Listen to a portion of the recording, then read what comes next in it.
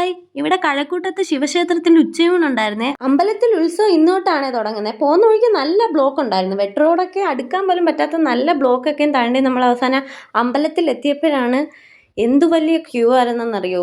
അമ്പലം തൊട്ട് ഞങ്ങൾ കയറുന്ന ഗേറ്റിന്റെ അവിടം വരെ വളഞ്ഞു നിൽക്കുന്ന അത്രയും വലിയ ക്യൂ ആയിരുന്നു. പിന്നെ ആകെയുള്ള ഒരു ആശ്വാസം എന്ന് പറയുമ്പം ഇവൻ ഉണ്ടായോണ്ട്, ഇവനെയും കൊണ്ട് പോയോണ്ട് ക്യൂ നിൽക്കാതെ തന്നെ ചോറ് കഴിക്കാൻ പറ്റിയായിരുന്നു. ഞാനങ്ങനെ ചോറ് മേടിച്ചില്ല, എനിക്ക് അമ്മ വാരിയാണ് തന്നത്. രാവിലെ അത്യാവശ്യം കഴിച്ചുകൊണ്ട് എനിക്ക് ഭയങ്കര വിശപ്പും ഇല്ലായിരുന്നു. പിന്നെ അവിടുന്ന് ഞങ്ങൾ നേരെ രാമമന്ദിരേ പോയിട്ടുണ്ടായിരുന്നേ. വിഷു ഒക്കെ വരുന്നതുകൊണ്ട് കുറച്ച് കുമ്പളങ്ങ പോലത്തെ സാധനങ്ങളൊക്കെ മേടിക്കാൻ വേണ്ടിയാണ് പോയിട്ടുള്ളത്. പിന്നെ എനിക്ക് രക്തം കുറവായതുകൊണ്ട് ഞാൻ ബീട്രൂട്ടൊക്കെ എടുക്കുന്നുണ്ട്. ഇപ്പോൾ ഡെയിലി ജ്യൂസൊക്കെ കുടിക്കുന്നുണ്ട്, ബീട്രൂട്ട് ജ്യൂസ്.